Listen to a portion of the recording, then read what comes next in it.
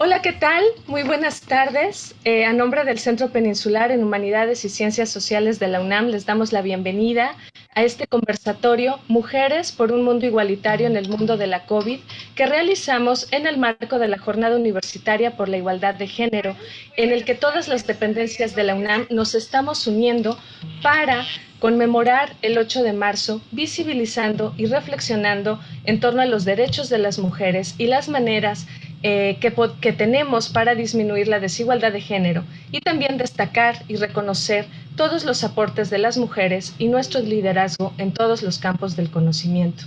Queremos hacer mención de que este conversatorio que estamos realizando en esta tarde lo dedicamos con mucho cariño a la memoria de la doctora María Olga Sáenz González, investigadora de nuestro centro, quien por muchos años fue también académica en distintas instituciones de la UNAM, como nuestro instituto hermano, el Instituto de Investigaciones Estéticas, y quien desgraciadamente falleció el pasado 4 de marzo. Nosotras, sus colegas, sus compañeras en el Sepsis, así como sus alumnas y todas las personas con las que ella tuvo contacto en la UNAM y fuera de ella, la recordamos y la vamos a seguir recordando con mucho cariño, y en su honor también dedicamos este conversatorio. Eh, Sin más, me permito presentar a las mujeres, las panelistas académicas que el día de hoy me acompañan. Esta tarde está con nosotros la maestra Virginia Carrillo Rodríguez. Voy a permitirme leer brevemente sus semblanzas. Ella es feminista, licenciada en Ciencias de la Comunicación y maestra en Cultura y Literatura Contemporáneas de Hispanoamérica.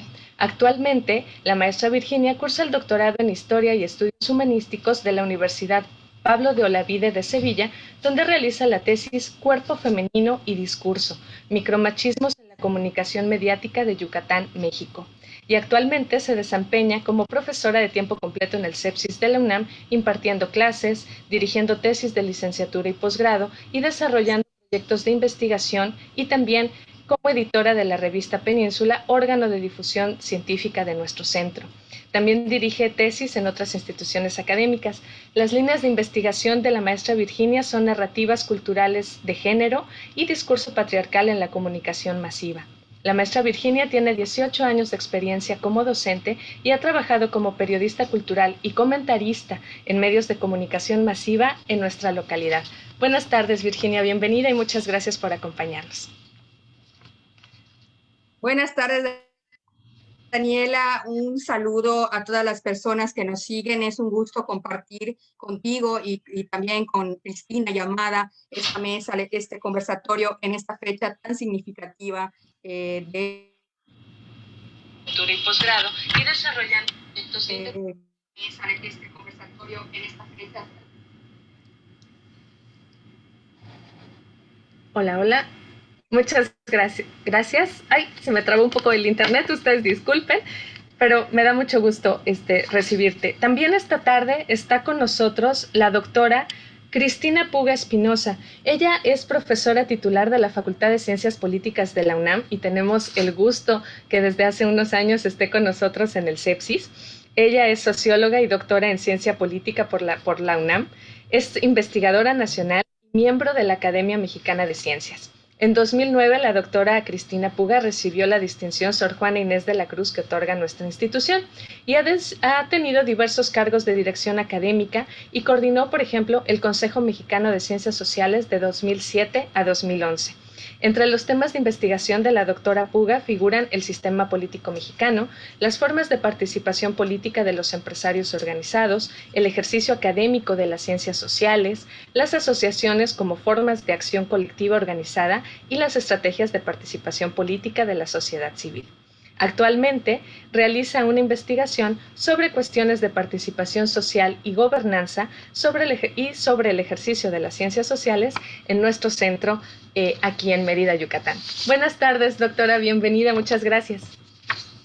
Buenas tardes, Daniela, un gusto estar con ustedes. Muchas gracias por la invitación.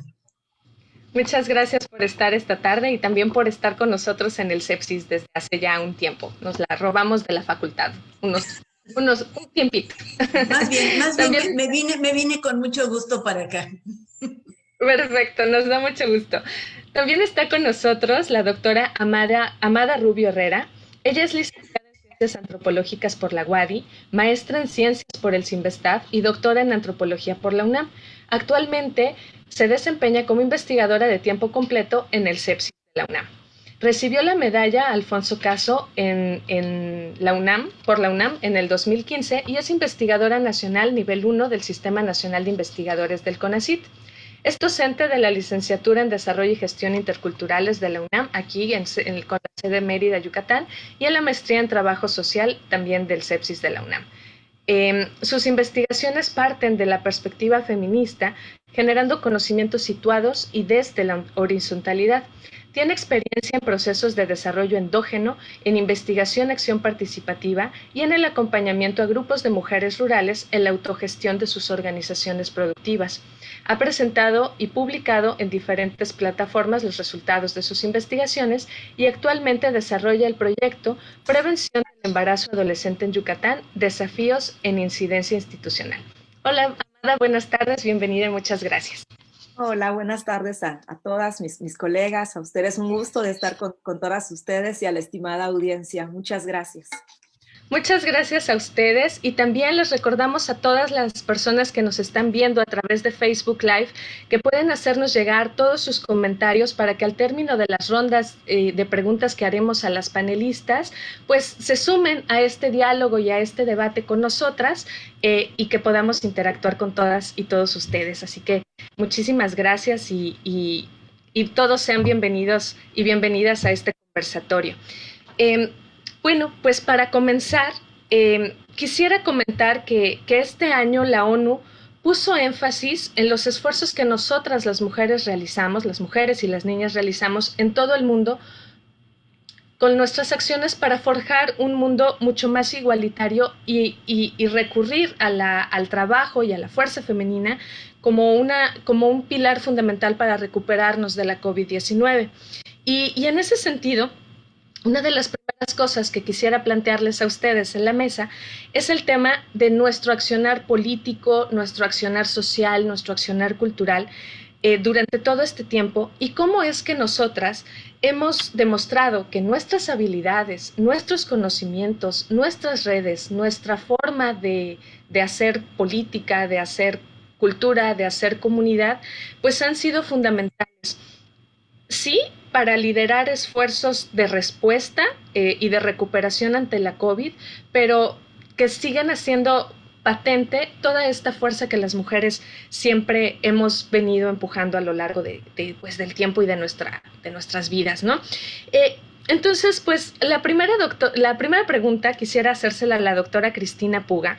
Y doctor, en este tiempo, y sobre todo durante los primeros meses de la pandemia, vimos que la mayoría de los países que mejor contuvieron los efectos de la pandemia por COVID-19 y que reaccionaron con más éxito y con mucha más rapidez en la parte socioeconómica, pero también en la parte sanitaria, fueron los esfuerzos que estuvieron dirigidos por las mujeres líderes en el mundo, ¿no? Lo cual es muy importante, pero al momento de analizar que solamente hay 20 mujeres que son jefas de Estado y de gobierno, nos hace como muy presente esta brecha de género que hay en el mundo y que pues no es diferente en nuestro país. Y si bien la participación política que las mujeres tenemos es muy importante, pues pareciera que nuestra acción, o al menos en México, de alguna manera está invisibilizada en la toma de decisiones respecto de la pandemia. En ese sentido, doctora, ¿qué nos puede mencionar sobre todos estos procesos que se han sucedido en este año? Gracias, Daniela. Son un montón de preguntas, a ver qué puedo decir sobre esto. Desde mi situación de socióloga, de politóloga, pero no de investigadora sobre el feminismo, cosa que sí tienen mis dos colegas como muy claro. Pero en fin, yo te diría que en efecto los resultados de varias presidentas o primeras ministras mujeres han sido paradigmáticos. En circunstancias diversas, Angela Merkel en Alemania, Jacinta Ardern en Nueva Zelanda, Tsai Ing-wen, la presidenta de Taiwán, demostraron liderazgo y firmeza para enfrentar la enfermedad y también sensibilidad frente a sus consecuencias. No solamente sus cifras de contagio y mortalidad han sido menores que en otros países, sino que cuando han ascendido las cifras, han tenido la capacidad de responder rápidamente y con medidas a veces muy severas para contener la enfermedad. Agrego aquí que a pesar de dificultades institucionales y con las dificultades impuestas por ser la ciudad más grande del mundo, también Claudia Sheinbaum ha tenido un desempeño muy notable frente a la pandemia en la Ciudad de México. Pero esto es causa de satisfacción de género, pero no necesariamente nos permite asegurar una regularidad. ¿A qué voy? No todas las mujeres son buenas gobernantes. Qué bueno que ha coincidido y nos ha permitido visualizar que sí pueden ser buenas gobernantes. Hace algunos meses en la Facultad de Ciencias Políticas hubo una mesa con politólogas de México y América Latina. No estaba yo, nada más la vi. Pero una de las cosas que me llamó la atención es que tampoco querían echar campanas al vuelo por el buen desempeño de las gobernantes. Más bien, iban por el otro lado, lo que tú has mencionado, porque todavía son muy poquitas. Y cómo había que insistir para que se abrieran más espacios a las mujeres para el ejercicio del poder político. Y no podemos decir realmente, porque no hay tantas mujeres como para medir, que las mujeres sean más o menos proclives a los excesos del poder o a las tentaciones económicas a las que sucumben muchos gobernantes hombres. El mundo político sigue siendo, con contadas excepciones, un mundo masculino. Por eso sí, hay que celebrar a esas mujeres que, como las gobernantes que ya mencionamos, como Michelle Bachelet, como Kamala Harris, han puesto un pie en un territorio que hasta ahora ha sido un territorio exclusivamente masculino. La otra pregunta que me haces es sobre la invisibilización. Es decir, yo estoy de acuerdo, la presencia de las mujeres del gabinete, que son muchas mujeres, son 9, es extremadamente discreta, por no decir silenciosa. Hacen su trabajo bien, pero no aparecen demasiado en público. Diríamos que la voz presidencial no deja oír otras voces. Por otro lado, hay un uso demagógico de las mujeres por parte de los partidos políticos, y eso también hay que cuidarlo. Pero hay muchas mujeres que con extraordinario valor han denunciado muertes, desapariciones, carencias de medicinas, violaciones, ausencias. Y hay la impresionante demostración de imaginación a la que nos hemos enfrentado en los últimos 3 días y la que me gustaría hablar más adelante. Lo que no hay es un recuento sistemático de los daños que la pandemia les ha hecho a las mujeres, ni por parte de las mujeres ni por parte del gobierno.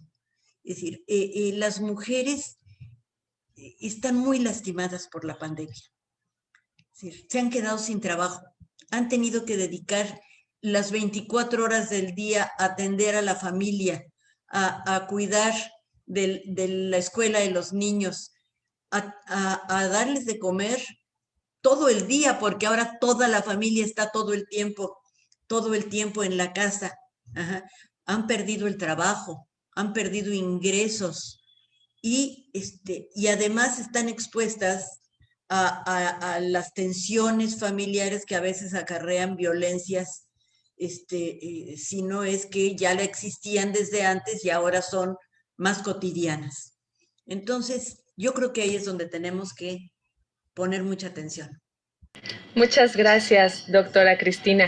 Eh, una de las cosas que usted acaba de mencionar me lleva muy bien a hacerle la siguiente pregunta a la doctora Amada Rubio, porque sin duda las mujeres y más lo que hemos visto en estos últimos años y las expresiones feministas que hemos visto en estos últimos días, no nos dejan duda de que nosotras aportamos experiencias, perspectivas, visiones y habilidades diferentes que impactan la manera en la que nosotras nos organizamos y reaccionamos, no solamente ante la COVID, pero sino también ante la violencia de género que vivimos.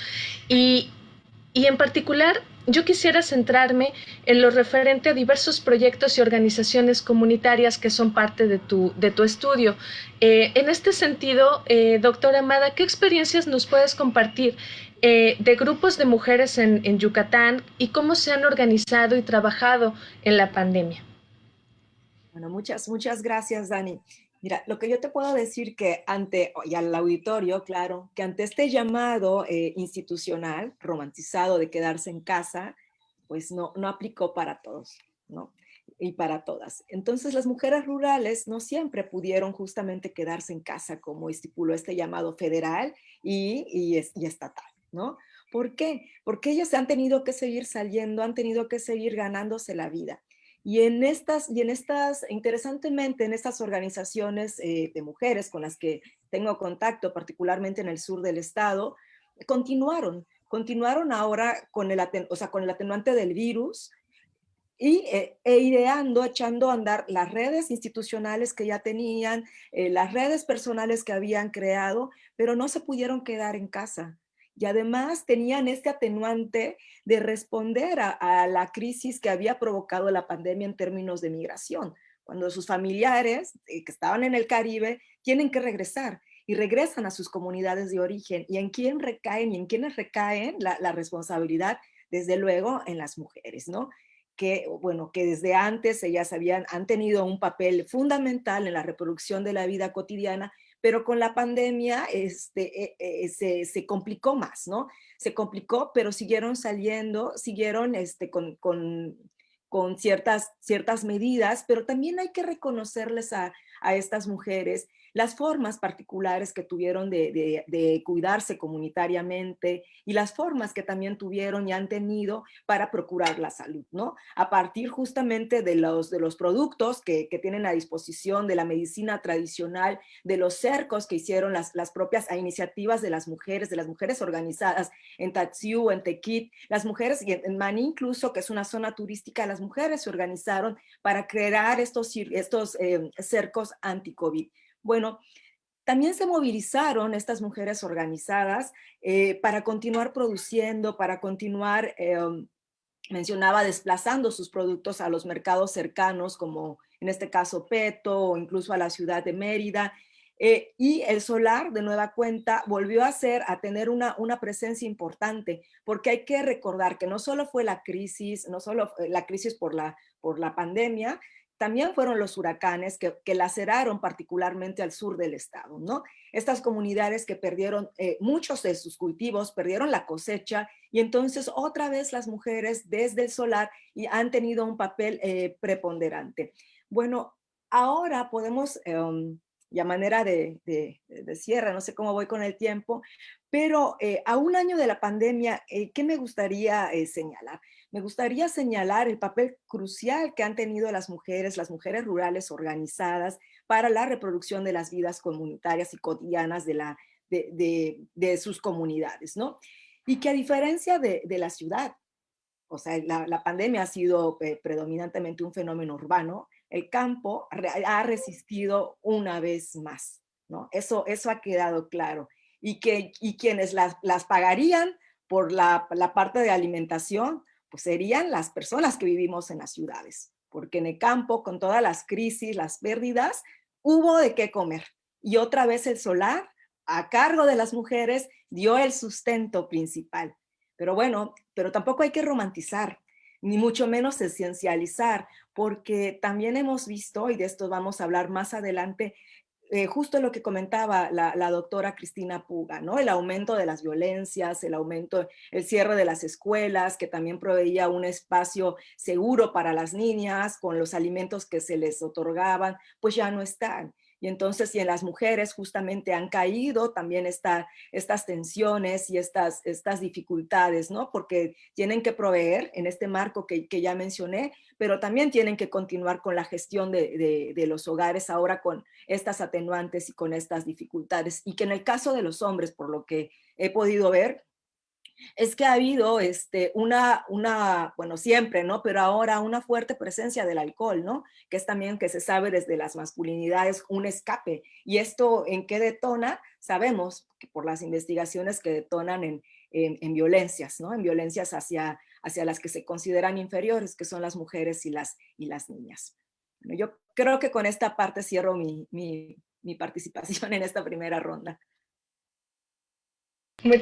Muchas gracias, doctora Amada. Y a continuación quiero pasar con la maestra Virginia Carrillo, porque otra dimensión importante, digo, en realidad creo que cada una nos podemos adentrar a cada una de las dimensiones que ya tocó la doctora Cristina, que ya tocó la doctora Amada, pero una parte fundamental de nuestra sociedad y de nuestras relaciones, pues tiene que ver con el mundo de la cultura. Y una dimensión importante de esta crisis provocada por la COVID-19 se ha visto reflejada en el mundo de la cultura, ya sea por la paralización de proyectos o bien porque los retos que implica para el sector cultural pasar a formatos virtuales, sin dejar de mencionar todas las dificultades que el sector cultural y que las mujeres dentro del sector cultural, las artistas, con todos estos rezagos y brechas de género que ya existían, que se agudizaron durante la pandemia, ¿no?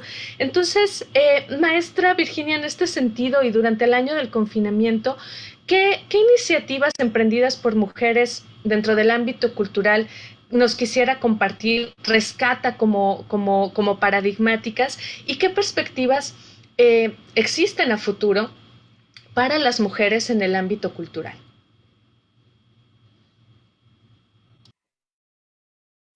Antes de responder, gracias, Dani, por la pregunta.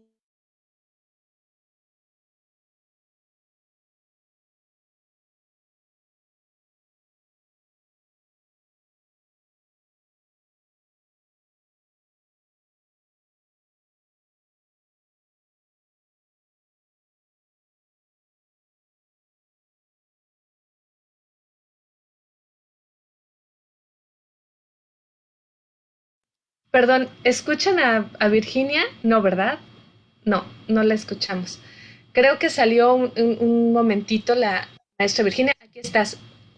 Virginia, tu señal se nos está interrumpiendo. Sí, esto es lo que decía hace un momento. Tengo muy inestable la señal de internet. Espero Si quieres, tenerla suficiente para dar esta respuesta en este momento. Bueno, ¿me escuchan? Sí, pero quita tu imagen ¿Me para que te escuchan oigamos ahora? mejor. sí, si quieres, quita tu imagen, como dijo la doctora Cristina, para que te podamos escuchar. ¿Me están escuchando ahora? Sí. Sí.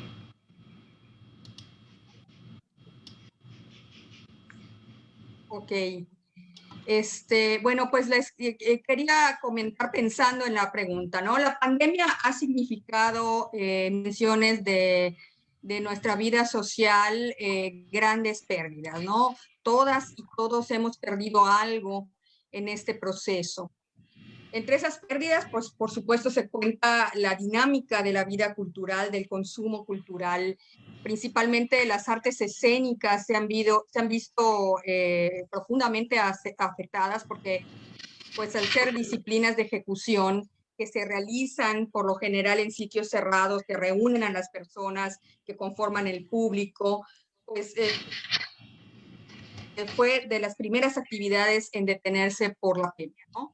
Esto se ha traducido en la pérdida de trabajo para los y las artistas, para pues, todo aquel y aquella que trabaja en este campo del arte y pues también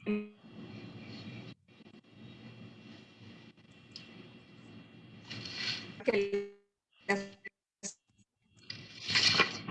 para el desarrollo del discurso feminista, la expresión de sus demandas, ¿no?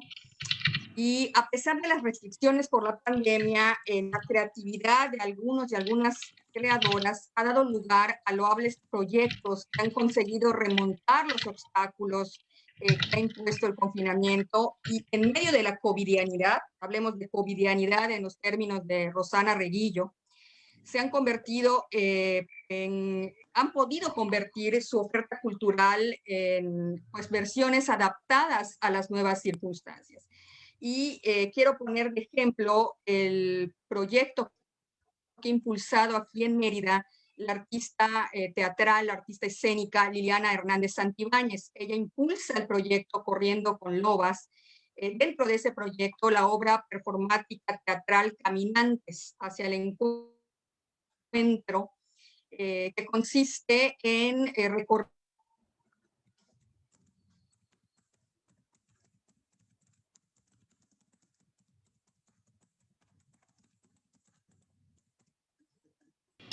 Ah, pero- Ya la perdimos. Sí, creo que Virginia, no te escuchamos, seguimos teniendo varios problemas técnicos. Vamos a intentar pasarte para ver de qué manera si puedes llamar por teléfono para Zoom, de tal manera que podamos seguir dialogando contigo, porque, bueno, nos quedamos a la mitad de tu participación respecto de estas mujeres artistas que han impulsado distintos proyectos en Yucatán y que me parece muy necesario que nombremos y que visibilicemos.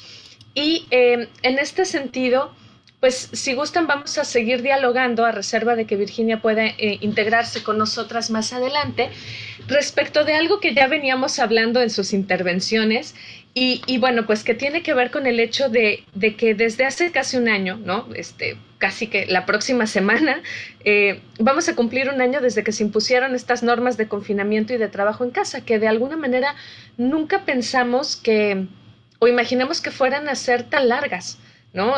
Quizá en un primer momento, cuando hablábamos de la Jornada Nacional de Sana Distancia, bueno, pues pensábamos unas 3, 4, 5 semanas, y que después de ese tiempo quizá íbamos a retornar a la normalidad. Sin embargo, pues ya llevamos un año de confinamiento y de alguna manera estas normas de confinamiento y de trabajo en casa han supuesto para las mujeres en cuanto a nuestras dimensiones familiares y las responsabilidades que hemos asumido, han supuesto una enorme carga y han evidenciado la gran disparidad y las asimetrías en cuanto a las responsabilidades que se tienen en la familia todavía, ¿no? En la mayoría de las familias y que de alguna manera también han dejado a las mujeres en un estado de indefensión y de vulnerabilidad, sobre todo para aquellas que sufren de violencia en sus hogares o ellas y sus hijas, ¿no? De hecho, Anita Bhatia, de ONU Mujeres, menciona que el hecho de que las mujeres estemos realizando significativamente más tareas domésticas y laborales y labores de cuidados en casa, nos está poniendo en un escenario de pérdida de oportunidades en cuanto a empleo y educación, y también en un escenario de vulnerabilidad terrible en cuanto a nuestra salud física y mental. Y bueno, pues creo que todas lo compartimos, ¿no? En esta mesa porque lo hemos vivido de una o de otra manera. Y en ese sentido, doctora Amada, yo quisiera preguntarte cómo esta situación influye en nuestras relaciones sociales y en especial cómo este confinamiento ha influido y ha impactado en nuestro entorno familiar y en nuestra interpretación sobre todo de las dinámicas de género. Sí, justamente, bueno, estoy totalmente de acuerdo con lo señalado, Dani. Y esta pandemia, por lo menos, a mí me hace reflexionar en 3 puntos, ¿no? En 3 puntos que quedan evidenciados, ¿no? Estas cuestiones. Uno, la naturalización del cuidado como una responsabilidad femenina. Aquí está, claramente. Están mis hijos aquí arriba en lo que yo estoy aquí, ¿no? Y así se la pasan, ¿no? Otro punto que me parece que ha quedado claro es justamente la deuda del Estado para brindar la atención necesaria en este aspecto y su papel activo hacia el fomento de una redistribución equitativa, que eso ya se ha estado señalando desde antes, pero ha quedado evidenciado. No es una cuestión solo de los hombres, el Estado tiene una responsabilidad importante que no la ha cumplido. Y otro punto que me parece que tiene que quedar claro, la desigualdad de género en la academia, que ya estaba, pero se ha hecho mucho más evidente ahora en esta coyuntura, regresando al primer punto, al demostrar esta naturalización del tema de los cuidados, o sea, las mujeres. Y lo vamos a ver. Ahora soy investigadora nacional 1. Vamos a ver cuando me tengan que evaluar qué he producido, ¿no? Que eso cuenta. O sea, la academia te califica de esta manera, no le importa esta cuestión de naturalizar los cuidados. Bueno, el hogar, antes un espacio privado, para bien o para mal, se abrió como un espacio público, ¿no? Y quienes pagan por ello son justamente las mujeres. Y aquí, ¿qué quiero decir? Bueno, que el capital supo adaptarse perfectamente bien a estas condiciones de pandemia. Miren, se adaptó tal que ahora ha colonizado este espacio que, como decía, para bien o para mal, es como un espacio privado. Y esto ha traído sobrecargas importantes para las mujeres principalmente, sobrecarga laboral y emocional también, ¿no? Y si antes se hablaban de 2 o de triples jornadas de trabajo, hace una semana leía un documento, un artículo en el New York Times donde decía justamente, y lo comparto, yo decía, suscribo, porque el tiempo de trabajo para las mamás académicas es en la madrugada. Y esto es así, ¿no? Un cuerpo cansado y una mente cansada de estar trabajando todo el día, ¿qué puede producir en la madrugada? ¿No? El capital se ha podido adaptar en estas circunstancias. Y bueno, quisiera señalar aquí para finalizar esta intervención, que hay que también considerar esto, ¿no? Que el hogar, con todas sus implicaciones, no siempre, y no es un lugar seguro para muchas mujeres, no tener que convivir con sus violentadores. Y en este sentido, yo estaba revisando hace poco unas estadísticas y a finales de octubre del año pasado, el reporte del Secretariado Ejecutivo del Sistema Nacional de Seguridad Pública colocó al estado de Yucatán en el 13º lugar en número de llamadas por delitos o por incidentes relacionados, con abuso sexual. ¿Esto qué quiere decir? Bueno, que además hay un subregistro. ¿Por qué hay un subregistro? Porque hablan quienes pueden hacerlo. O sea, mis señoras de Chaxinquín, de Tatsiu, donde no hay teléfono, donde no hay estos servicios, donde son maltratadas, donde son violentadas, no tienen estas posibilidades. Y además sabemos que no importa, o sea, que aún después de la llamada, ¿qué se soluciona? O sea, se tienen que crear, tenemos que presionar en este sentido. Y bueno, y sí, o sea, esto se dice que es como un retroceso, se teme que sea un retroceso en la agenda internacional de desarrollo, ¿no? Con los ODS, pero también ahí habríamos que cuestionar cómo se construyeron estos logros, si no fueron edificaciones al aire, porque aquí vemos su resistencia ante una crisis, bueno, una crisis sin precedente, pero ahí están, ¿no? Y bueno, y esto, ¿qué nos muestra? Nos muestra desde luego la resistencia de un modelo que ha sabido adaptarse, así como el capital, que van de la mano y que nos sigue violentando. Y en la academia no nos salvamos de esto. Entonces yo creo que la dejo por ahí para darle oportunidad. Muchas gracias, Amada. Ya está con nosotros otra vez Virginia. Eh, si nos escuchas, Virginia, si pudieras, en todo caso, activar tu micro y continuar dialogando, si quieres, en donde nos quedamos, para cerrar como esta parte del impacto en la cultura. Claro que sí, Dani, les escucho mejor, espero que no vuelva a caerse la señal. Les decía, bueno, el teatro es con la creatividad de artistas como Liliana Hernández Santibáñez, ha podido encontrar la forma de seguir activo con proyectos que tienen además un propósito feminista, ¿no? Como esta representación de las mujeres que asistieron en 1916 al Congreso, al primer Congreso feminista realizado en el Teatro Peón Contreras aquí en la ciudad de Mérida, y que tiene, por supuesto, un afán de compartir la agenda feminista de antes y de ahora. Por otro lado, la música también es un espacio importante donde los feminismos se expresan. hay que reconocer que los himnos feministas en este último año de pandemia han tenido un importante papel para mantener esa agenda de los pendientes en cuanto a derechos humanos de las mujeres activa a lo largo del año. Esta canción de Vivir Quintana, Canción sin Miedo, que se estrenó exactamente hace un año, el 7 de marzo de 2020, en el Zócalo de la Ciudad de México, ha sido un recordatorio constante a lo largo del tiempo, de todos estos meses, de esa agenda feminista necesaria de atender, ¿no? Por otro lado estuvo Un violador en tu camino, de las tesis de Chile, estas mujeres que también pusieron otro de los temas que tiene relación con la violencia de género en la agenda, no solamente de quienes se identifican feministas, ¿no? Sino insertada igual en la agenda de la opinión pública. Entonces, se ha mantenido a través de la música vigente y expandiéndose la agenda feminista en estos meses gracias a las canciones que son un patrimonio del feminismo.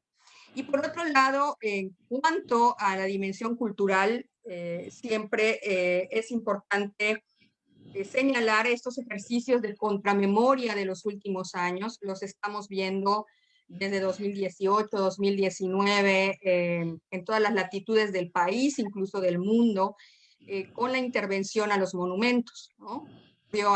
Aquí en Yucatán, ocurrió en la Ciudad de México, todavía este fin de semana vimos la intervención que se hizo de las vallas que se colocaron para proteger al Palacio Nacional con la escritura de los nombres de muchas mujeres muertas por feminicidio, impresionante, ¿no? De un impacto en la opinión pública, insisto, muy grande y como pues memorial, como testimonio de la justicia que todavía no llega para las víctimas de la violencia machista.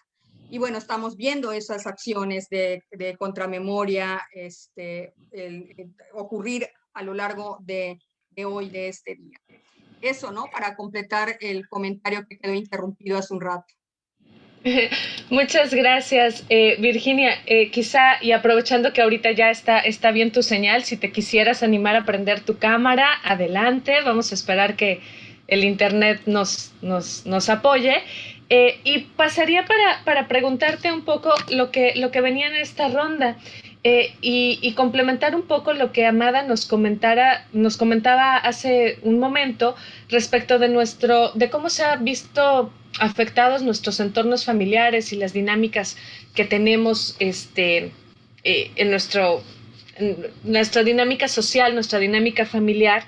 Y en ese sentido yo quisiera preguntarte tu opinión y desde tu perspectiva, ¿por qué es importante que los hombres ayuden a la construcción, hagan su parte de una manera mucho más decidida, que ayuden a la construcción de hogares y de familias mucho más igualitarias? ¿Y cómo crees tú o en dónde crees tú que podría estar como esta clave para que los hombres realmente puedan contribuir a avanzar en ese sentido, ¿no?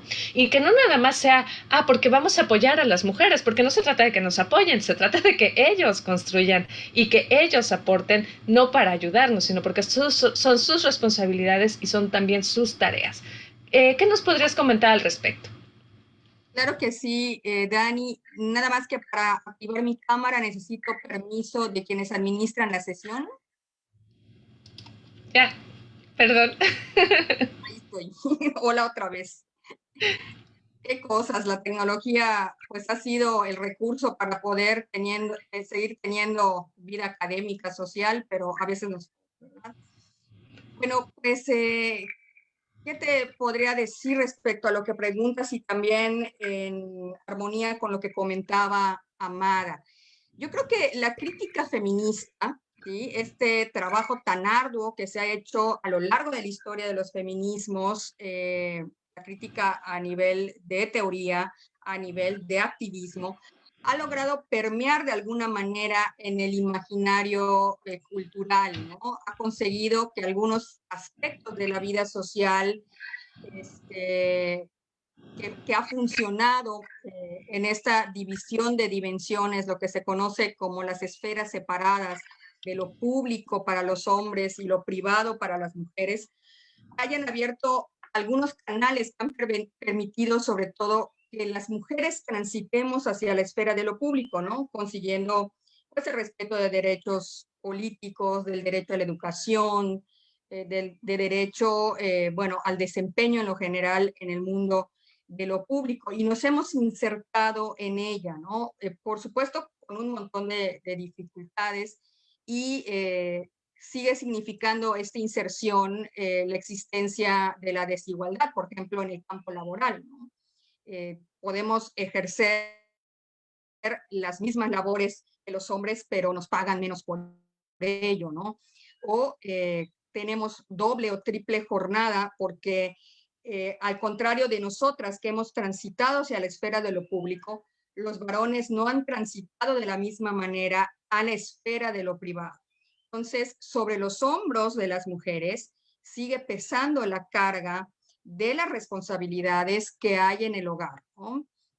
Entonces, se necesita que los varones también tengan este proceso de cambio de mentalidad que hemos tenido las mujeres para que asuman sus responsabilidades y se vayan remontando estos roles tradicionales asociados al género, ¿no?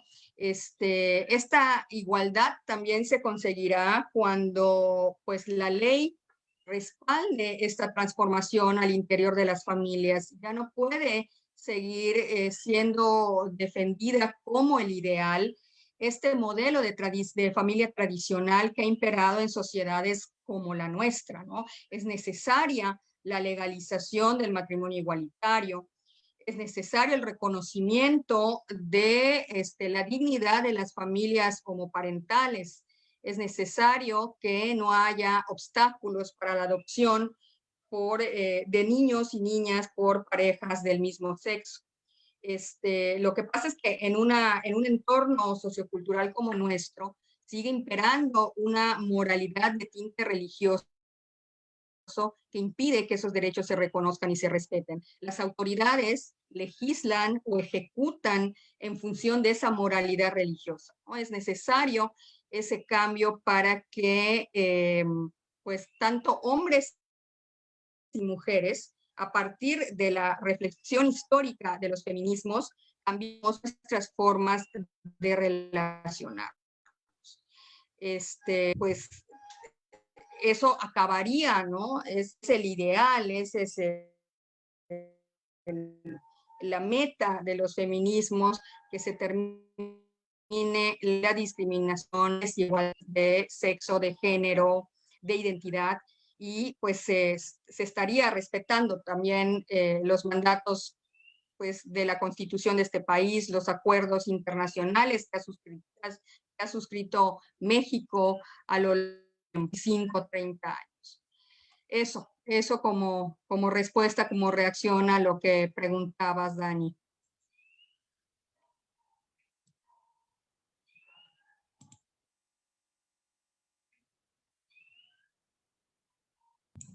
Daniela, no tienes voz.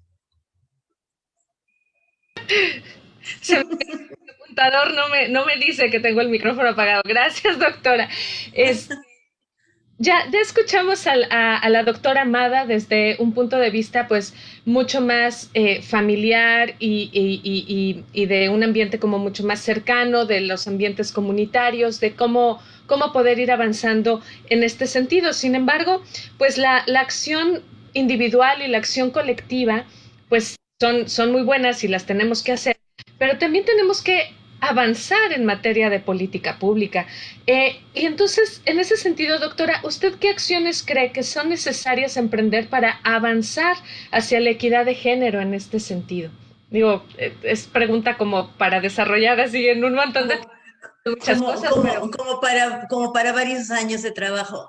A ver, yo diría que, bueno, desde luego hay que comenzar con la atención a las demandas que están en este momento por encima de todas, que son las de la violencia de género, las de la atención a la victimización de las mujeres en muchísimos sentidos, y en cierta manera también toda la parte que tiene que ver con los derechos reproductivos.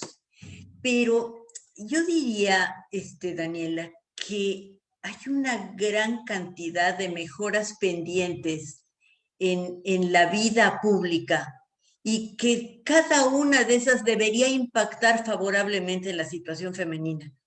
Es decir, más allá de todo esto que acaba de decir muy bien Virginia, y que tiene que ver sobre todo con leyes, yo estoy pensando en políticas concretas que de alguna manera solucionen carencias que la pandemia misma ha puesto de manifiesto.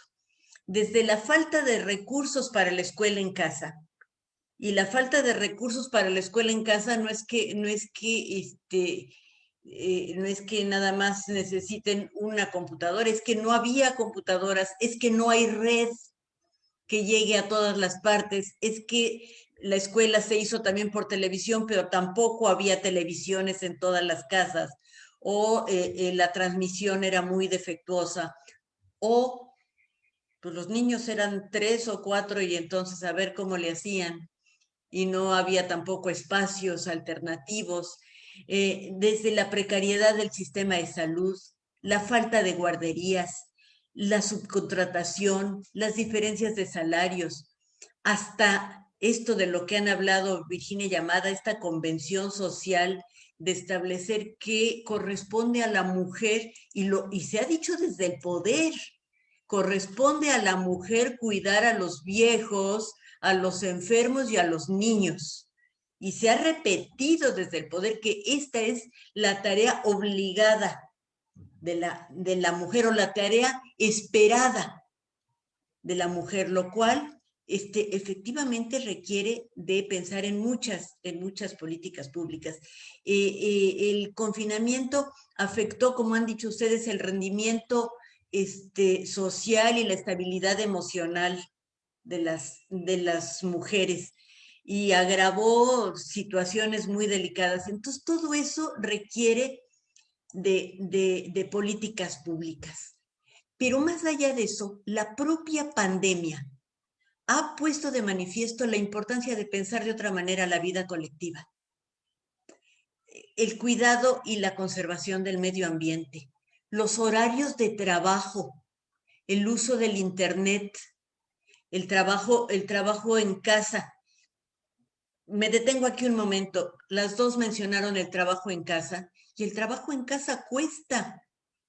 Es decir, en lugar de que la empresa, el gobierno, el empleador pague el papel, la impresión, todo esto empieza a correr a cargo de quien hace su trabajo en casa. Ajá. Y claro que le sale, como decía Amada, pues al capital le sale más barato. Resulta que se vuelve muy, muy cómodo el trabajo en casa. Entonces, hay que pensar en todas estas posibilidades. Qué bueno el trabajo en casa, pero entonces hay que subvencionar el trabajo en casa en muchas cuestiones. La vida en las ciudades. A mí me da gusto que hayan empezado a poner carriles para bicicletas, porque es una manera de empezar a pensar que hay otras formas de vivir en las ciudades. El estatus salarial de muchos actores sociales que dábamos por supuestos, y cuyo trabajo ahora hemos reconocido como esencial y que no está suficientemente recompensado. Enfermeras, cuidadoras, trabajo doméstico, cocineras en restaurantes, cosas que hacen las mujeres por salarios realmente muy precarios. Y me encanta lo que dice Amada, porque otra es la importancia del campo en la vida cotidiana. Creo que todo esto hay que traducirlo a políticas públicas, y que todo esto obliga a un esfuerzo social y gubernamental que está en un momento de oportunidad por la propia pandemia. Y ahí sí quiero decir que para que una política pública sirva, para que tenga un efecto reconocido, para que se acepte por quienes la van a utilizar, debe haber una participación previa de aquellos cuyos problemas va a solucionar o a quienes va a afectar. Sin participación previa, intercambio de ideas, deliberación, respeto a los actores involucrados. Primero mujeres, porque es lo que nos está importando ahorita, pero también hombres. La política no va a obtener el respaldo deseado y peor aún, no va a solucionar el problema que se busca remediar. Si atendemos a los signos de la época, la situación demanda una acción concertada con amplia participación de las mujeres en la búsqueda de una mejor convivencia social. Te paso la voz, Daniela, que nunca la tienes. No, muchísimas gracias, doctora. Y yo creo que es algo muy importante lo que nos menciona. Y haciendo énfasis en esta última parte que usted menciona respecto de que necesitamos que haya una política pública en donde haya una amplia participación y donde nos veamos representadas también nosotras. Eh, pues quizá para ir cerrando y empezar a dialogar con las personas que nos ven en Facebook, a quienes les invitamos a que nos hagan todos sus comentarios y preguntas para dialogar con la doctora Cristina, con la doctora Amada, con la maestra Virginia, quisiera cerrar haciendo pues un recuento o pidiéndoles como su opinión, pues justamente por el día que hoy nos convoca, que es el 8 de marzo. Y bueno, hace un año, desde hace muchos años, pero desde hace un año sobre todo, creo yo que el movimiento feminista en México y en Yucatán alcanzó un eco muy importante, como no habíamos visto en años anteriores. No es que no existiera, no es que no se hubieran hecho grandes esfuerzos, no es que no se visibilizara la violencia contra las mujeres, ni que no se denunciara, ni que no estuviéramos organizadas, porque todo eso ya existía desde hace muchos años. Sin embargo, en el 2020 alcanzamos un eco que no habíamos visto anteriormente. Las marchas por el 8 de marzo alcanzaron dimensiones y convocaron a mujeres de muchas generaciones, alcanzaron y conjuntaron como diferentes visiones feministas también, ¿no? Y fue un ejercicio muy interesante que este año también se está realizando, pero se está realizando también de una manera diferente por la pandemia, ¿no? Sin embargo, además de todas estas marchas, pues no sé, bueno, ustedes lo recuerdan, no trabajamos, creo que fue el 8 de marzo, ¿no? Hicimos el Un Día Sin Nosotras, Un Día Sin Mujeres, fue el 9 de marzo, justamente para crear conciencia de nuestra función en la sociedad y hacer eco de que sin nuestra presencia la sociedad no funciona, ¿no? Y no funciona como con todo lo que nosotras aportamos. Y todo ese impulso que nosotras teníamos en el 2020, que de alguna manera no culminó, pero como que con la marcha iba a ser el inicio de muchas otras acciones que se veían venir y que íbamos a hacer porque estábamos muy bien organizadas, de alguna manera se frenaron de una manera muy abrupta con el confinamiento. Y yo quisiera pedirles a ustedes tres que nos compartan sus reflexiones sobre los diferentes movimientos feministas, las colectivas feministas que han surgido en nuestro país, que son muy importantes, a un año de la pandemia por COVID y en el marco del día de hoy. Hemos visto pues que los muros tienen diferentes maneras de verse, ¿no? Por ejemplo, ¿no? Para algunos es el muro de la paz, el muro de la protección y del resguardo para las mujeres. Para las mujeres es un muro de vergüenza y de violencia machista. Y como Virginia lo mencionaba, ¿no? Intervenimos todas estos muros, estos monumentos, de alguna manera para que se escuche nuestra voz, ¿no? Y en los muros del Palacio Nacional hay ahora cientos de nombres de mujeres que han sido víctimas del feminicidio en México, ¿no? Y que es importante que visibilicemos y que hagamos eco en que nunca como antes vivimos una violencia muy fuerte y más a raíz del confinamiento. En ese sentido, pues les quiero invitar a las tres a que hagamos una reflexión, que nos compartan sus opiniones respecto de lo que hemos vivido a lo largo de este año. Y bueno, para empezar con las intervenciones, Virginia, quisiéramos empezar contigo, si tu conexión está bien, para que nos compartieras qué tanto hemos avanzado este año, qué logros rescatas y sobre todo qué expectativas podemos tener de este año que comenzamos con este 8 de marzo. Adelante, Virginia. Sí, Dani, mira, yo creo que a pesar del confinamiento, a pesar de estar en la covidianidad que decía hace rato, la lucha feminista sigue vigente y sigue avanzando, ¿no? Por otros caminos que no eran los proyectados hace un año, en 2020, pero sigue vigente y sigue evolucionando. A mí lo que me preocupa en particular, y quiero expresarlo en este contexto de la mesa sobre el 8 de marzo del sepsis, es que crezca la criminalización contra las feministas. Este fenómeno en la actualidad se manifiesta en muchos niveles, desde el poder político y replicado en los medios de comunicación masiva. Se ha normalizado señalar a las feministas como peligrosas, indeseables, merecedoras de castigo. Esto empezó a ocurrir pues como de 2018 para adelante con mayor intensidad. Siempre se nos ha criminalizado, ¿no? A lo largo de la historia. Pero en la actualidad esa criminalización se ha intensificado. Entonces, yo tengo pues, aquí dos ejemplos a la mano, ¿no?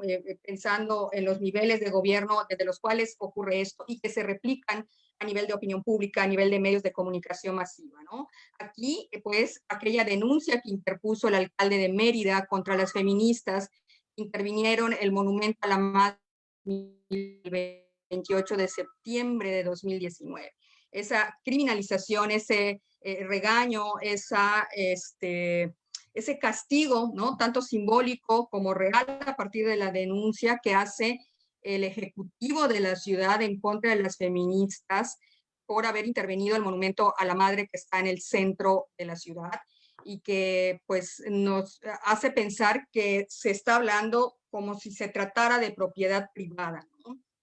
Hay un dejo de daño a la propiedad privada, aunque sabemos, bueno, es la propiedad de la ciudad, del Estado, es una propiedad, un patrimonio público, pero la intervención está haciendo, ¿no? Está poniendo nuevos significados sobre los monumentos que se intervienen. Y bueno, por el otro lado, la descalificación que hace el presidente del país respecto a la petición de las feministas de romper el pacto patriarcal, ¿no? Esa tergiversación al significado de rompe el pacto patriarcal, de esta frase que con mucha insistencia ha estado sonando en los últimos días, esta colocación de vallas alrededor del Palacio Nacional con el argumento de que es para proteger a las mujeres de las mismas mujeres, ¿no?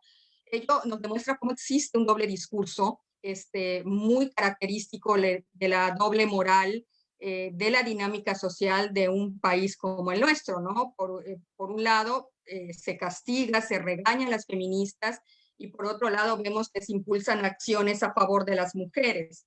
Y bueno, vemos que esta idea de proteger es un pretexto para descalificar, ¿no?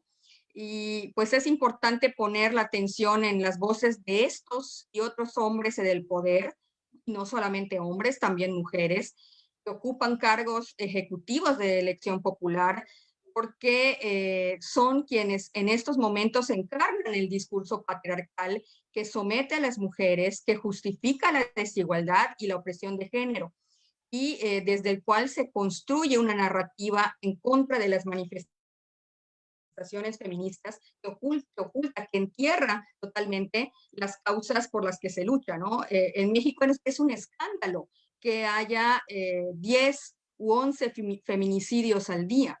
Es un escándalo, pero eso queda totalmente enterrado con estas narrativas que criminalizan la lucha feminista que está pidiendo justicia para la violencia machista, para la violencia, el castigo para la violencia feminicida, para que deje de ocurrir.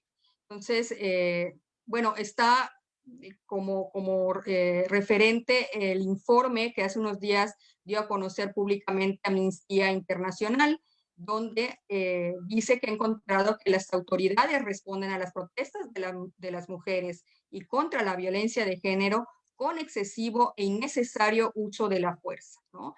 Que van desde el abuso verbal y físico, ¿no? La violencia física, incluyendo violencia sexual contra las manifestantes, ¿no? Y esto, bueno, ocurre a lo largo y ancho de todo nuestro país. Pues esa preocupación quería poner sobre la mesa de reflexión, ¿no? El día de hoy a propósito de esta conmemoración. Muchas gracias, Virginia, perdón. Y justamente ahora, También. es que sí, claro, las dos son Cristinas, por eso no me confundo, pero bueno, ahora quiero ceder el paso y la palabra a la doctora Cristina Puga, pues para que ella también nos comparta sus comentarios y sobre todo pues esta visión de lo que podemos esperar en estos próximos meses por venir. Adelante, doctora. Bueno, yo soy menos radical que Virginia, y debo confesar que me ha costado trabajo aceptar el radicalismo de este nuevo movimiento de mujeres. Mi generación avanzó con mucha cautela en el rompimiento del techo de cristal. Fuimos poquito a poco en lo familiar, en la relación de pareja, en el espacio académico, y bueno, algunas de nosotras conseguimos romperlo, a veces, sí, quebramos espacios. Yo fui la primera directora mujer de la Facultad de Ciencias Políticas y Sociales. Después de mí ya vinieron otras 2 mujeres. Pero cuando yo fui directora, habíamos 4 directoras mujeres en toda la Universidad Nacional. Ajá. Y hablo de escuelas, de institutos, éramos 4.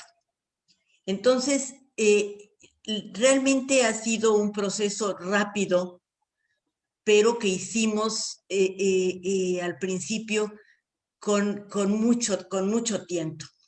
Por eso nos asombra esta brecha implacable que las mujeres de hoy establecen entre su proyecto de igualdad y el mundo en el que vivimos.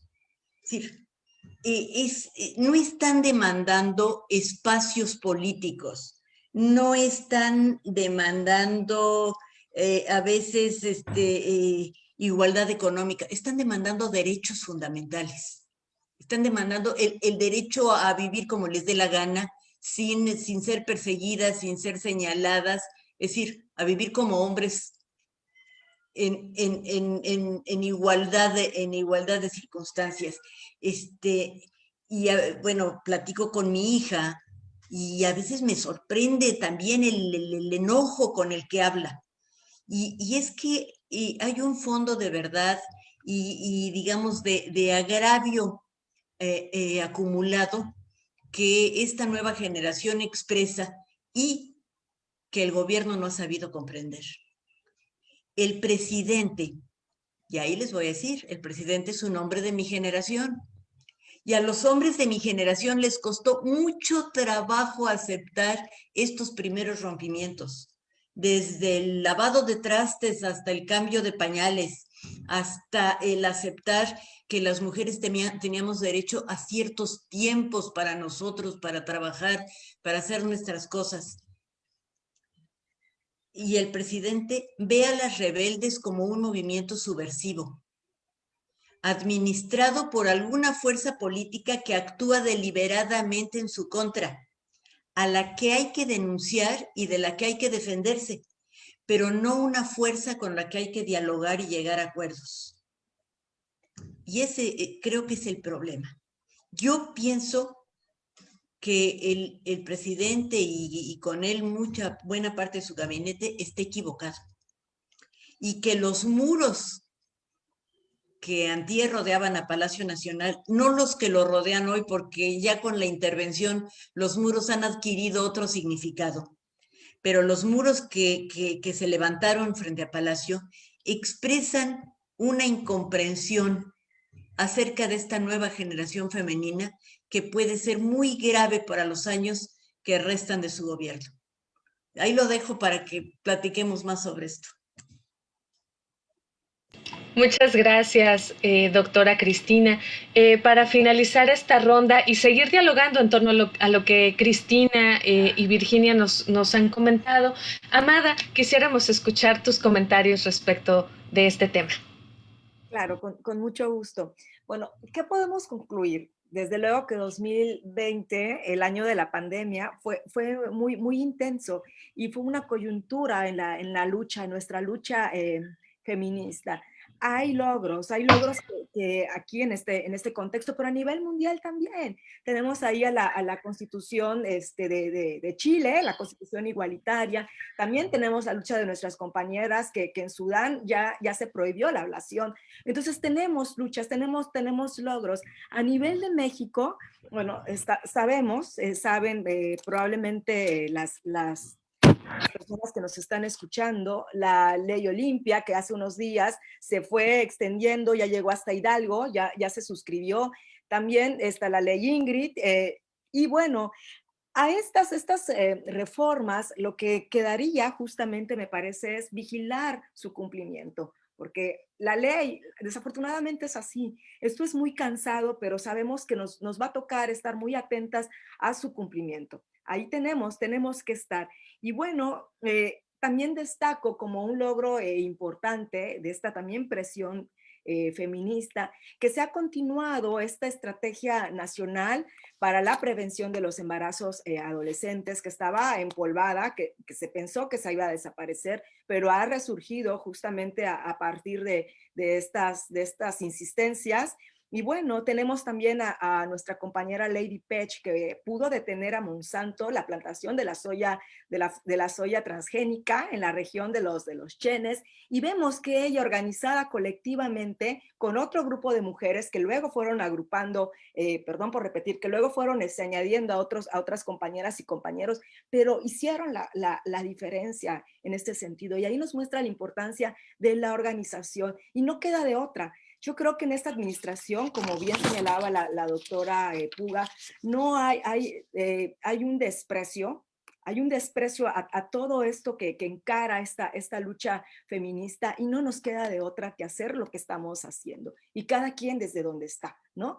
Y bueno, hoy día, ¿qué tenemos hoy día? Bueno, hace unos días, y esto viene muy en parejo con lo que comentaba, que se desempolvó esta estrategia nacional para la prevención del embarazo temprano. Hace unos días en Michoacán justamente se aprobó la iniciativa de menstruación digna. Esto esperemos que tenga una repercusión importante en el número justamente de embarazos que a México lacera, embarazos tempranos, que a México lo lacera de sobremanera. Bueno, y también aquí yo quiero regresar a estas cuestiones que me interesan particularmente rescatar, lo que está sucediendo en el campo, ¿no? Que las mujeres rurales siempre son las más olvidadas, por toda la interseccionalidad, todas las variables interseccionadas que se cruzan.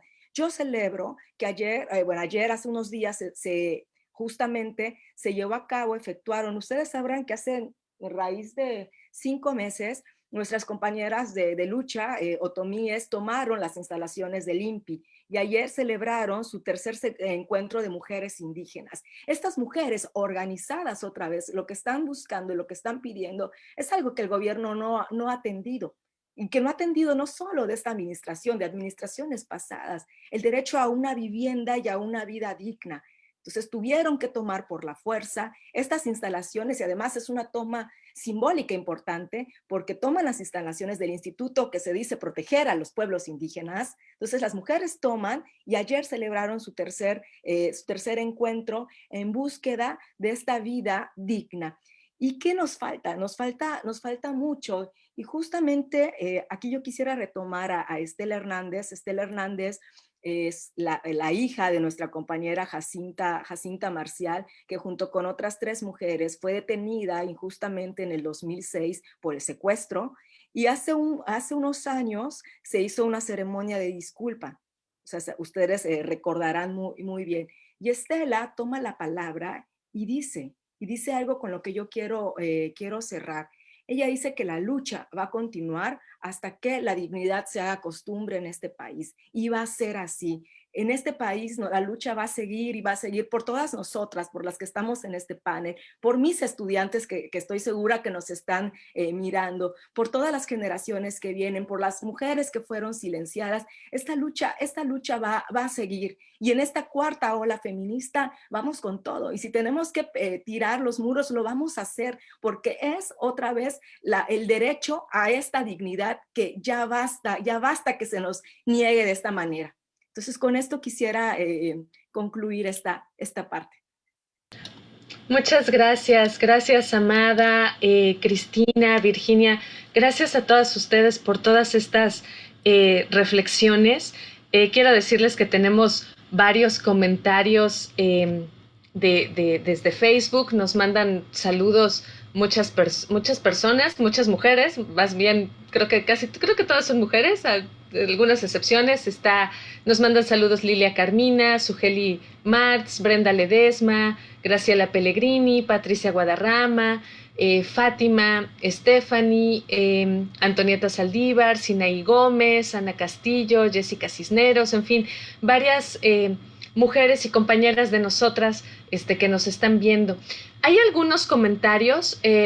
Voy a leer una primera pregunta y les invitamos a todas las que nos están viendo en Facebook a que nos hagan algunas preguntas que quieran hacerle a Virginia, a Amada o a Cristina. Pero bueno, la primera pregunta nos la hace Amairani Rivas Leite y nos menciona: ¿cuáles serían los retos más importantes en los que nos enfrentamos las mujeres en la investigación social en estos tiempos inacabados de pandemia? Es decir, bueno, ya Amada lo comentaba, ¿no? Esta parte de la dificultad en general de todas las mujeres a raíz del confinamiento y de absorber todavía mucho más una carga laboral y de atención de los niños en casa y de muchas otras responsabilidades, pero encima de eso pues están todas sus responsabilidades académicas. Por una parte, ¿no? Esto en una esfera personal, pero en una esfera pues ya propiamente de la academia pues hay restricciones porque pues todavía no está levantado el confinamiento, entonces no se puede trabajar en campo, o si trabajamos como con muchas restricciones. Entonces, no sé si cualquiera de las tres, si las tres quieren hacer alguna respuesta. Vamos con Cristina, después si te parece, Amada, y también contigo, Virginia, para dar sus puntos de vista. Adelante. Qué buena pregunta, porque de hecho el problema que la pandemia plantea para hacer investigación es generalizado. Es decir, lo mismo si te tienes que salir del laboratorio, si no tienes acceso a la biblioteca, y además la dificultad en el caso de la investigación social, de hacer investigación cara a cara. Por supuesto que la puedes hacer con cubrebocas doble, pero no vas a obtener el mismo tipo de respuesta. Es decir, la misma respuesta ya está mediada por nuevas circunstancias. Entonces, sí hay una serie de dificultades que se añaden a las que ya planteaba Amada, de tener que ser mujer y dedicarle a la investigación de lo que sea, solamente las horas de la madrugada. Pero además la investigación se ha vuelto difícil. Hemos tenido que diseñar nuevas maneras de hacer investigación, de buscar, no sé, en el caso de la investigación social, ¿qué nos sirve? Los grupos de enfoque, los cuestionarios en línea, y no se consiguen los mismos resultados que obtiene o que estamos acostumbrados a obtener en un encuentro más cercano con nuestros informantes y con los sujetos sociales que son realmente el interés de la ciencia social. Paso la bandera a cualquiera de mis colegas. Creo que me tocaba a mí, ¿no? Ok. Sí, Amairani, saludos, buenas tardes. Amairani es estudiante de la maestría en trabajo social de nuestro centro.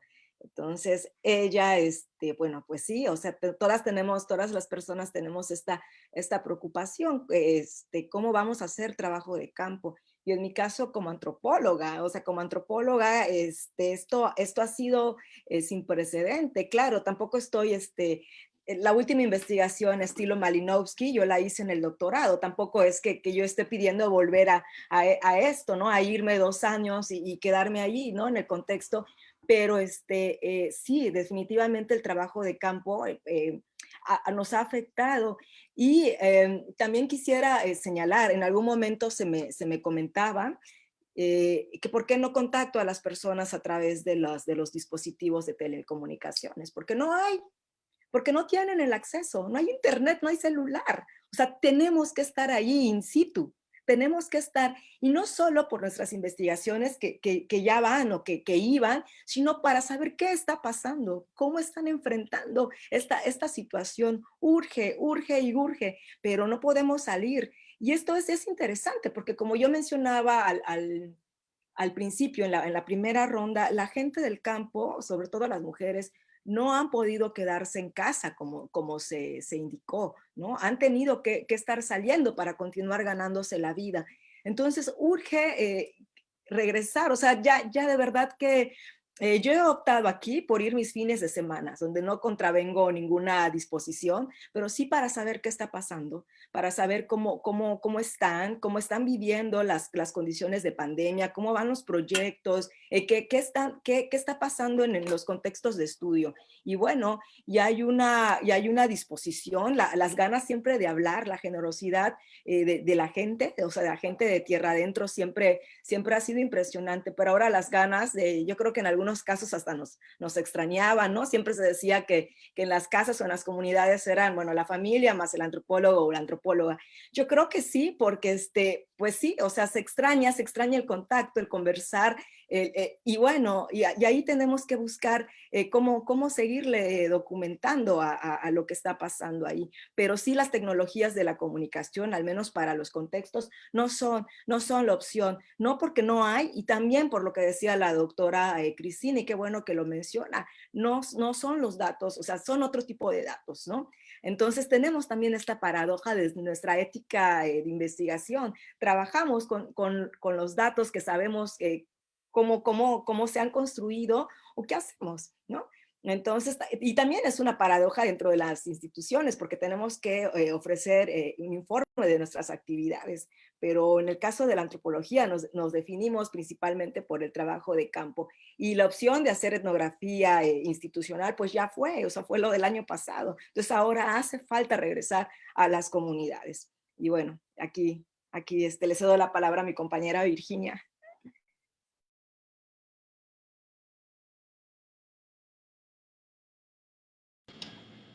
Tu micro. Gracias, Amada. Ya está el micrófono encendido. Sí, y las personas, todas tenemos circunstancias diversas, diferentes.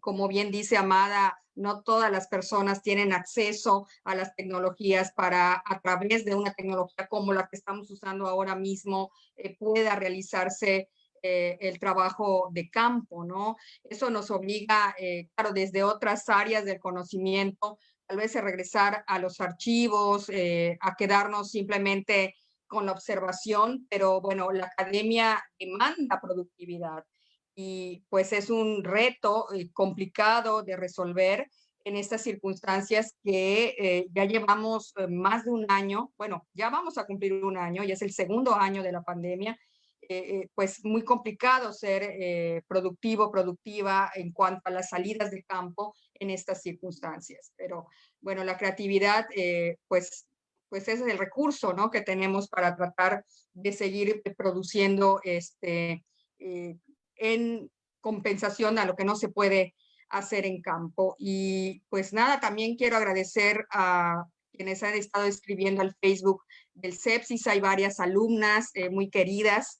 Está Sheila, está Nadiesda fue alumna mía hace más de 10 años en comunicación, ahora es doctorante de la UNAM, ya vi que comentó algunas cosas muy interesantes.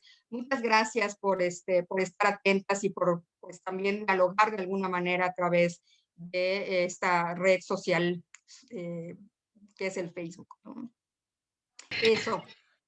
Muchas gracias, Virginia. Pues sí, justamente quería agradecer a todas las que nos han estado compartiendo sus puntos de vista. Por ejemplo, Carmina González le plantea a la doctora Cristina Puga, ¿no? Que justamente el recuento que hizo la doctora Cristina sobre la necesidad de que se diseñen políticas públicas para atender las necesidades de las mujeres, visibiliza en gran parte la importancia del quehacer cotidiano y colectivo, ¿no? Y cómo este quehacer cotidiano y colectivo puede empujar hacia el establecimiento de estas políticas que son tan necesarias. Nadiezda justamente nos comenta, cuando justamente hablábamos de la visión a lo mejor del gobierno y de la 4T sobre el movimiento feminista. Bueno, pues Nadiezda nos comenta, la reacción de AMLO hacia el movimiento feminista es la misma que tuvo el PRI, el PAN y también el también el PRD, por ejemplo, hacia como lo que se vio hacia el movimiento zapatista. Haciendo como un símil. Nadiezda nos comenta, siempre ha sido un hombre el del sistema, y de alguna manera, pues ella se pregunta, pues, o sea, ahora sí que qué vimos, ¿no? O qué se vio como en AMLO o en la 4T para pensar que podría actuar de otra manera, ¿no? Esa es varios comentarios. Aquí tenemos una pregunta más. Carmina González nos pregunta, ¿ven posible impulsar desde esta etapa de pandemia y más por lo que ella ha visibilizado algunas políticas que se tengan que establecer de manera urgente? Y en ese sentido, ¿qué acciones ven posibles? No sé si alguna quiera contestar.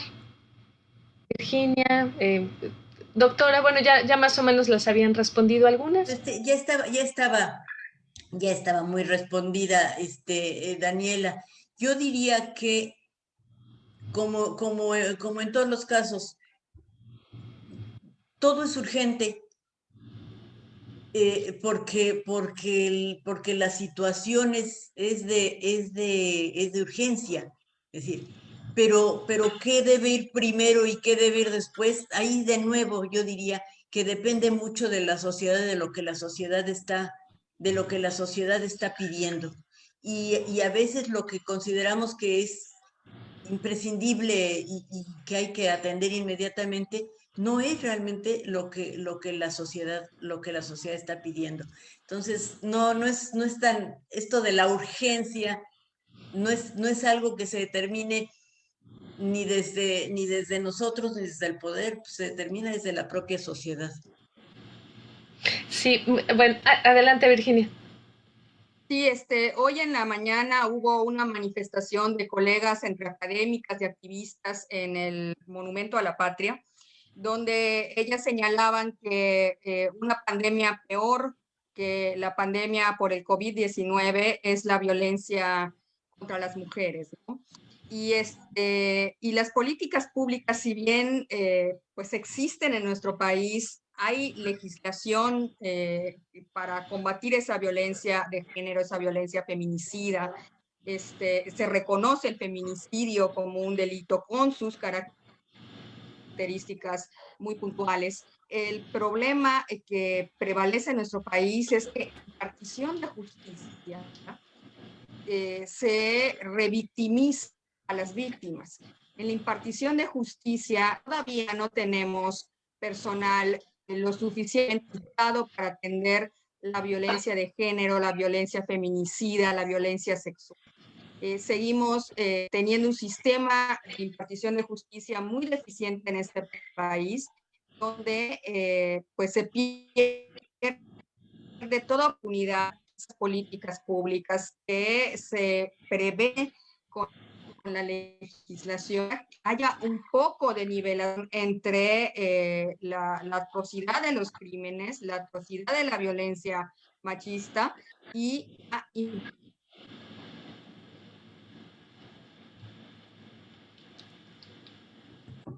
Ay, Virginia, creo que te perdimos de nuevo. Sí, ¿verdad? Sí. ¿Me escuchan ustedes? Sí, Y, sí. Creo que perdió. te perdimos. Sí, te perdimos de nuevo, Virginia. ahí va. Creo que aquí estás. Ahí está. Me volví a caer. Pues eso quería comentar respecto de Muchas, muchas gracias, Virginia. Eh, adelante.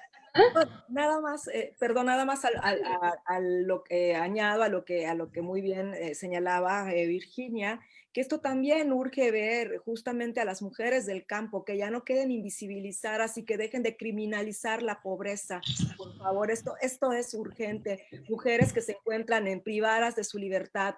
¿Por qué? Porque vienen de condiciones precarias desde toda su vida. Urge ver los traductores indígenas para que tengan un proceso justo a las mujeres. Está olvidado de esta agenda. Urge esto. Urge tomar medidas pues radicales, urge mirar a estas mujeres privadas de su libertad, que muchas de ellas cometiendo crímenes, como en el caso de nuestra compañera Jacinta, que no fueron inculpadas injustamente. Entonces, y esto es criminalizar la pobreza y la pobreza que padecen nuestras compañeras rurales. Muchas, Yo quería decir algo, Daniela, bueno, porque alguien preguntó qué era urgente, no respecto de las mujeres, sino de la pandemia. Y algo que están haciendo todos los países respecto a la pandemia es aumentar el financiamiento a la ciencia. Entonces, creo que desde la academia algo que tendríamos que decir que sí es urgente es que se aumente la atención que el gobierno presta a la investigación científica y a la producción de la ciencia. totalmente de acuerdo y sobre todo porque además en este año de pandemia hemos visto grandes tensiones entre el sistema científico y el gobierno, ¿no? Y estas tensiones sobre lo que debería de dedicarse el sistema científico desde la visión del gobierno y el reclamo de los científicos también respecto de mejores condiciones para poder desarrollar investigación, haciendo ver el valor que la ciencia y la investigación en todos sus campos del conocimiento tiene y que de alguna manera tampoco se ha logrado permear de una manera positiva pues en la agenda de gobierno, ¿no? Y sobre todo cortes tan graves que hemos tenido a lo largo de los últimos años, que nos da para otra mesa de debate. Finalmente, quisiera yo pedirle rápidamente para cerrar esta mesa una opinión respecto a nuestra casa de estudios. Nuestra casa de estudios también se ha visto transformada por los movimientos feministas. Como nunca antes se han hecho los mayores esfuerzos y cambios en la historia de nuestra universidad, tanto en la legislación como en la estructura, para enfrentar la violencia de género. Y sin embargo, bueno, pues todo esto siempre es perfectible, sabemos que vamos empezando, pero el año pasado nuestra universidad emprendió varias acciones. No sé si alguna quisiera tener un comentario respecto de cómo ven ustedes a nuestra propia casa de estudios sobre el tema de la violencia de género y el tema de la equidad en la UNAM. Y finalmente, pues bueno, cerrar con eso en la mesa. Tenemos más preguntas, pero para cerrar las participaciones, pues les pediría un comentario final en la que guste empezar. A ver. Cristina. No me lo dejen a mí, a ver, bien, empiezo. A ver, bueno, primero déjenme decirles que anoche sentí mucha emoción de ver la biblioteca pintada de morado en las fotos que empezaron a llegar y que da gusto, pues, esta presencia de la UNAM en toda la celebración.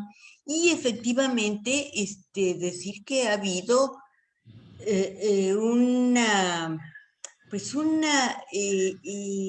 recomposición institucional, legal, de la universidad para atender algo que venía siendo una demanda muy vieja Bueno, regreso a lo que yo decía al comienzo. Nuestra acción feminista fue muy cautelosa durante muchas generaciones y aceptamos muchas cosas que hoy las estudiantes no están dispuestas a aceptar. La actitud condescendiente por parte de los profesores o de los compañeros, el coqueteo escondido del profesor que empieza a condicionar la calificación a que la estudiante sea un poquito más, acepte un poquito más, ni siquiera digo yo el acoso realmente grave, pero sí, hoy las estudiantes no están dispuestas a aceptar nada, ni el menor intento de trato distinto. Y esto ha creado pues una situación muy tensa porque no había realmente tampoco disposiciones legales que permitieran atender estos problemas. Ha sido toda una construcción que ha hecho la universidad desde la oficina del abogado general, desde el consejo universitario, todo el cambio de reglamentos, de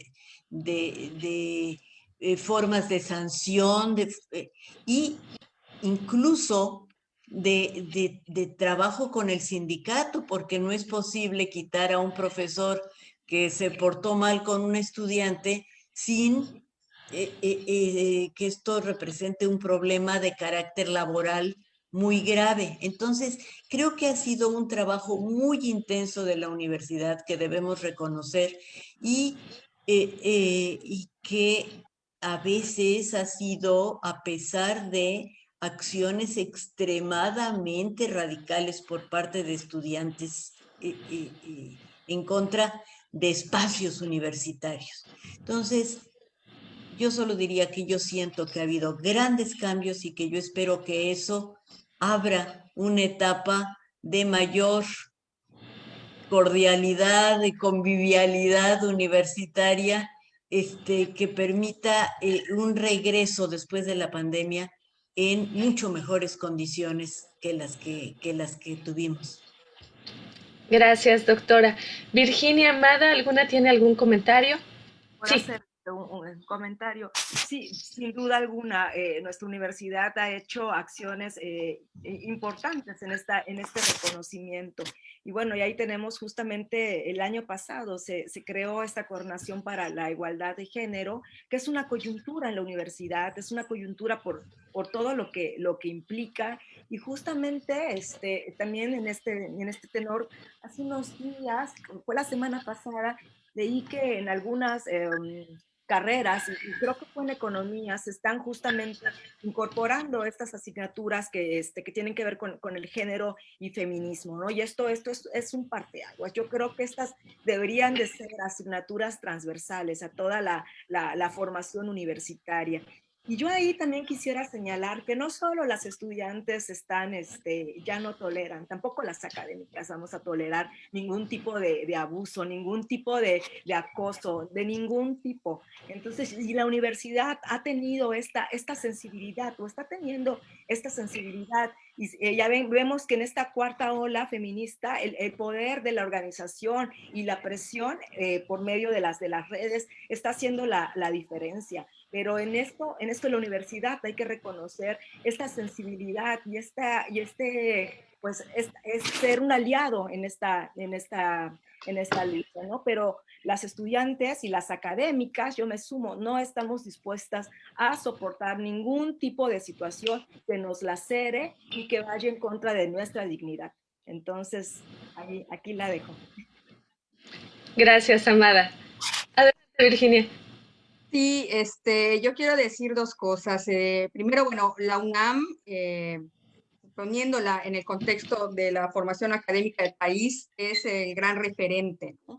Y a pesar de que esta transformación de nuestra universidad hacia relaciones más justas, igualitarias, la incorporación de la perspectiva de género en su accionar ha sido un proceso en algunos momentos pues con situaciones álgidas, con situaciones conflictivas, ha sabido incorporar esta perspectiva a, por un lado, sus planes de formación, a su legislación, organización interna, y esto ha sido, en esto ha sido muy importante el activismo de las alumnas, por supuesto, y también de las académicas, ¿no? Cristina nos ha dado el punto de vista de cuando a ella le tocó en su momento vivir estas situaciones. Lo que dice Amada ahora nos muestra el proceso de avance que ha habido en la UNAM. La transversalización de asignaturas que traten el género, la igualdad, es una realidad hoy por hoy en la universidad.